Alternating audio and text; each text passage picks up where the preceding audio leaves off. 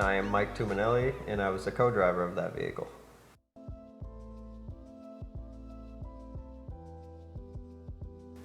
So Project Stinkbug is a Class 11 race car.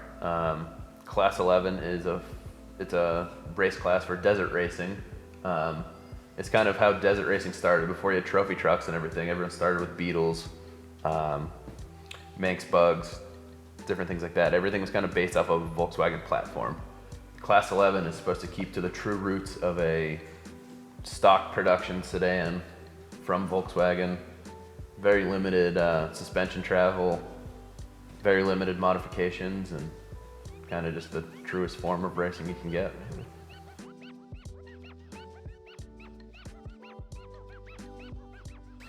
So I guess the main idea was probably,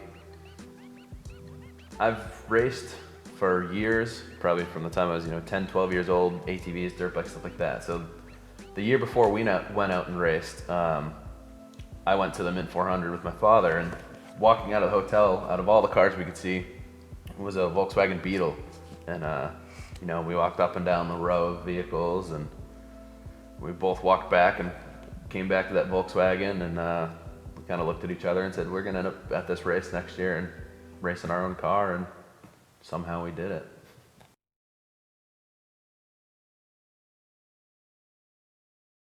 No car racing. I've raced UTVs, which is my closest form of that, but as for cars, like true auto sports, this is my first adventure into it, really, and same with Mickett. Never had anything to do with a race like this, or really any racing.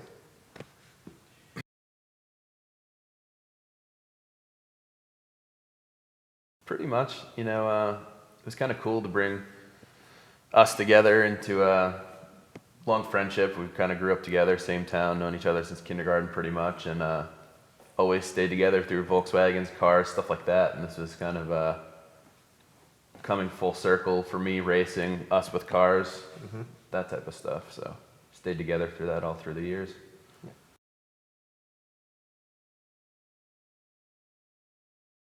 Have not. I've always wanted to. We've both kind of always wanted to. We've always been into them, but never a true race car, if you will.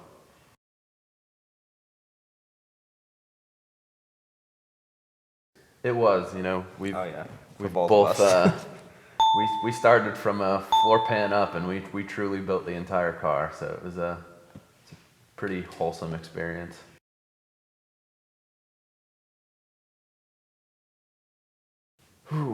Well, we started with a Volkswagen that's lived in New England its whole life, so we pretty much started with a rotted pan and replaced all that stuff. We building our first race car, there's Class 11 roll cage kits, and we learned that those Class 11 kits really aren't what they chalk up to be, and yeah, definitely not. Had the whole car built, prepped, ready to go, and had to cut the entire cage out one day, so that was pretty fun. The new rule book came out, and had to change up our whole plan and take the body back off the pan and pretty much start fresh. But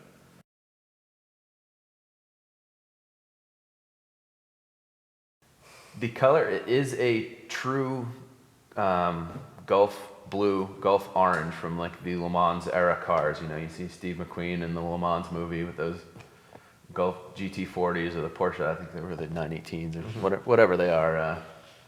But we wanted to kind of pay homage to an old school 60s race car. We wanted to make it true to the era of race car that it should have been, and that's what we decided.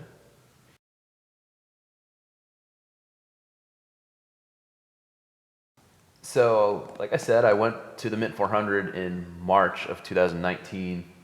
In April of 2019, I actually bought the car, but I think when we truly started, it was about 9 months. So yeah, it was our own baby at the end of it. A whole 9 months together of long days, long nights of tinkering with every little thing we could on a car.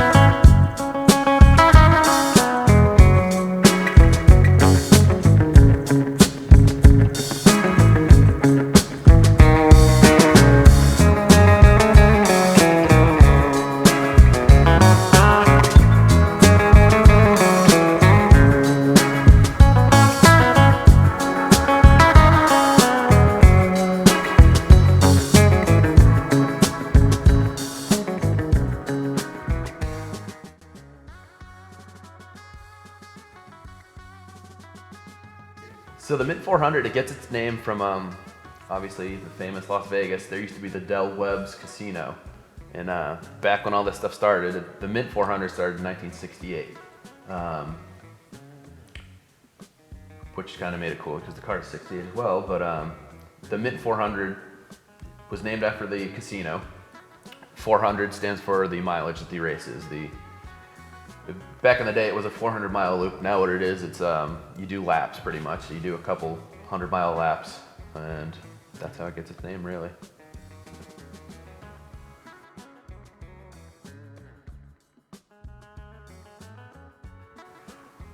He knew what to expect. I had never gone out there for that before, so I mean, I've been to Vegas, so being on the Strip for the first few days was pretty similar. It's also to the old last Vegas times. where the Strip is too. So Yeah, it was all based out of El Cortez Hotel, so they had the whole strip of that old Vegas blocked off, set Fremont up for Street, pits yeah. and so on and so forth, and then it was still experience-wise, you know, it's our first desert racing experience, and you know, we're from New England to choose the desert race. You know, we're those crazy guys that come from across the country and try to learn as we go and just make it happen. So.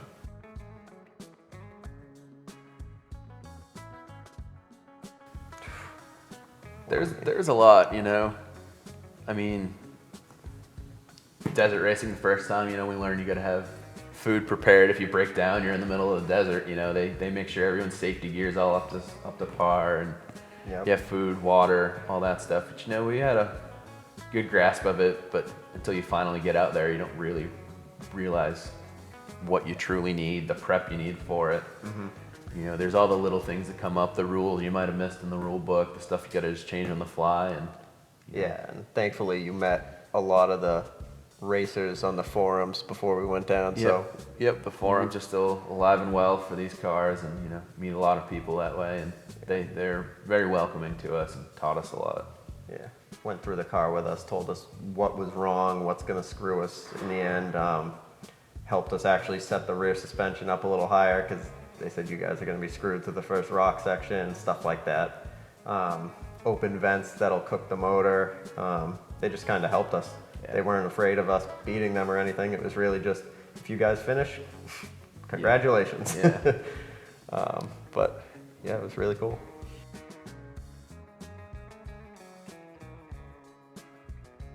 The race was, we turned our Mint 400 into the Mint 30, you know. It was, For building the whole car, we built a rebuilt motor, and it is 100% stock. It's a dual port air-cooled 1600cc motor, and mechanical fuel pump still.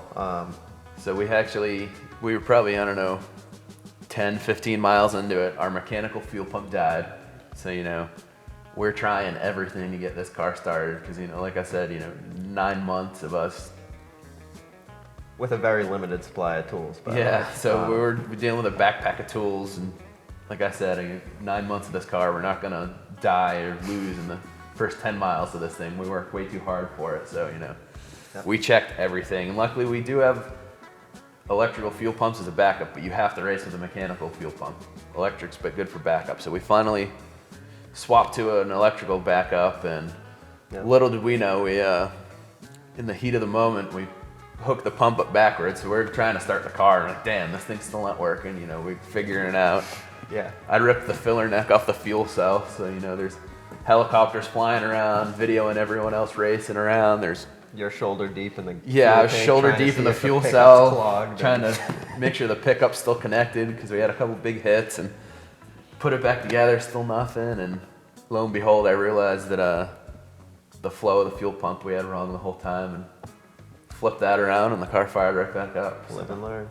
A lot easier to figure that out when you're in a shop, not laying in the sand. yeah, we learned, but weren't gonna quit right away. So we got back from that, and you know, that's kind of when the depth of the race and the effort that everyone involved with us hit me, because you know, we're doing 60, 70 miles an hour across the desert in a 50-year-old Volkswagen, and it's kind of, you know, being in a Volkswagen that old, doing that with one of your oldest friends, it's Good time. Hell of a time. Emotions, you know, you don't realize how cool life can be sometimes to actually have the chances to go out and do this, and really cool. And then the car died shortly after that. So at least we had some good moments.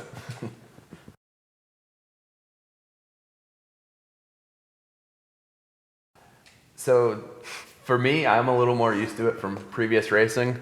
He was not as comfortable with it. Not at all. I was all for it, though. I mean, I'm not going to say no. It was a good time. Little Dramamine makes everything better, and you know, terrain-wise, it's obviously very different from New England. New England, you're dealing with tight trees, rocks, not much sand. Like all you have in the desert is sand. So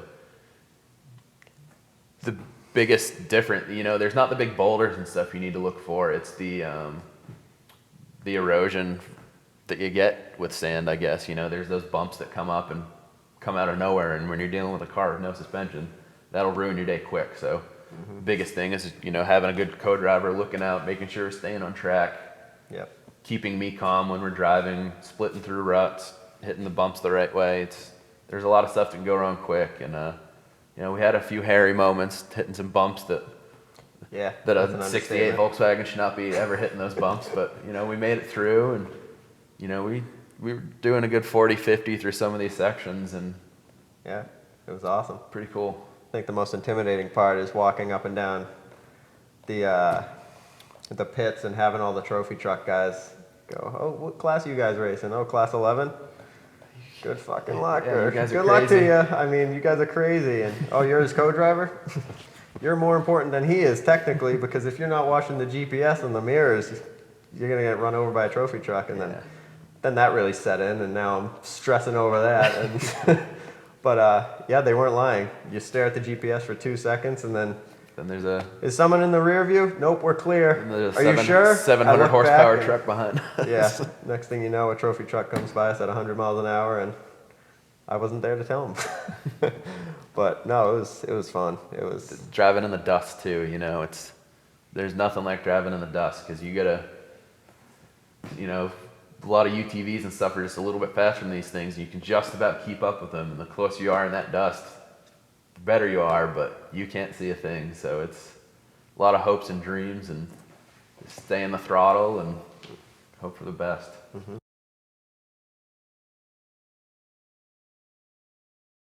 Oh, we'll be back. You know, we met so many. The best part of, you know, having the short race is there's a lot of old school guys that have been racing these cars, you know, since either their families were racing them in the 60s when these cars were new, 60s, 70s, you know. Some of the guys are second, third generation racers of just these Class 11 cars, you know. They died just as quick as we did, so we weren't the only ones to have it happen, and we'll definitely be back. We won't let the desert win.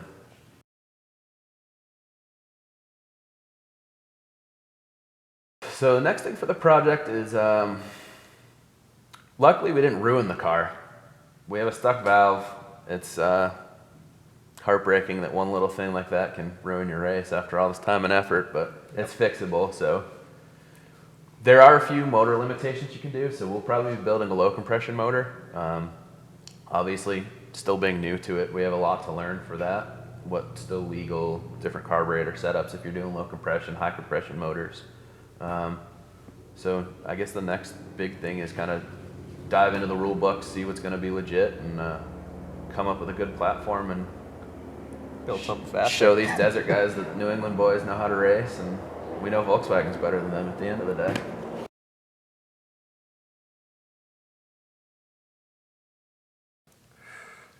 It's a tough one. I think my favorite part, like I said earlier, is you know, going across the desert in an old car, 60, 70 miles an hour, you know, you get visions of, you know, we're 16, 17 years old going to our first years at like dust off in his Mark III Jetta, and, you know, after all these years, we're still crazy enough to like these cars and be interested. That was for me, that was a big thing. That was really cool. Yeah.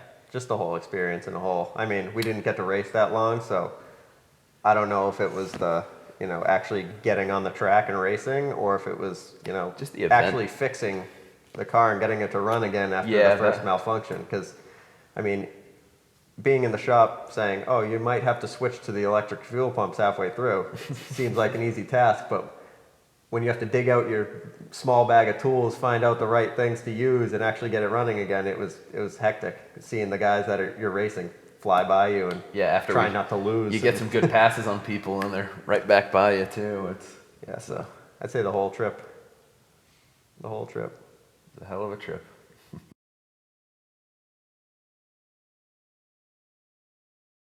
Yeah, I think my biggest thanks is probably my girlfriend for, like I said, putting up with me, going to work at 6:30 in the morning and not leaving the shop till 11 o'clock at night for damn near 9 months straight, like I said. And so my biggest thanks is to Olivia to start it off. Obviously, like I said, my parents are still a big part in helping me do this. They got me into racing at a young age, and luckily that's the habit I can never quit. And they're very supportive. I'd like to thank United Staging and Rigging. We brought some non-standard industry sponsors out, with the work that Mickett and I are involved with in our personal life. And United was the first group to hop in and help us.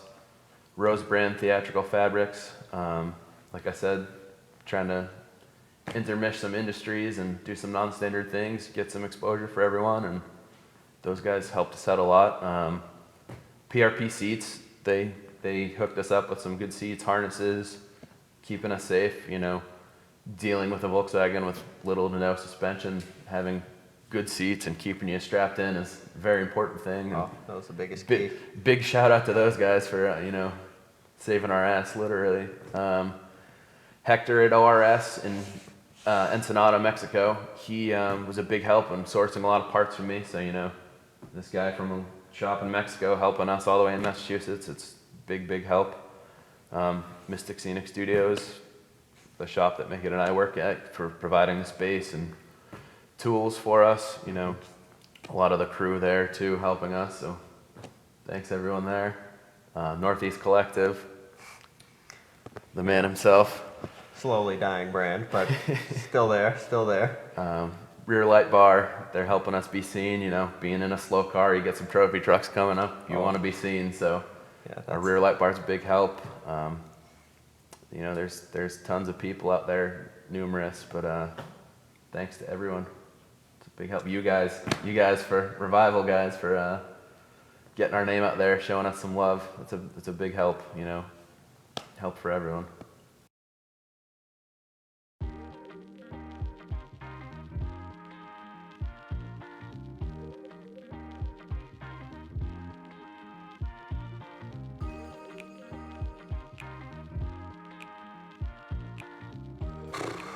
The race started at about 1:30, but we were the last class to take off, so I think we sat in a hot car in the desert for I think that was worse than the 2-3 hours. Yeah, I think we were sitting on the start line longer than our race actually lasted for us. But yeah, I thought I fell asleep at one point, and then his dad's like, "No, that was probably heat stroke. You're sitting in a non-moving vehicle at 100 degrees wearing a fire suit for an hour. So yeah, you probably passed out for a second there." And it's like, I think great.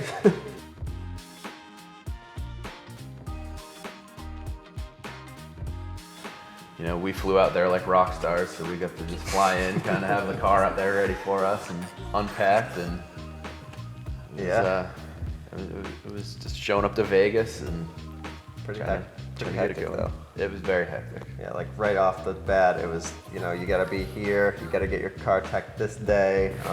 Certain times for everything, you have to sign up. And it's just, there was a parade the second day we were there. Oh, sorry. It's probably smashed them up. It's okay. So yeah, the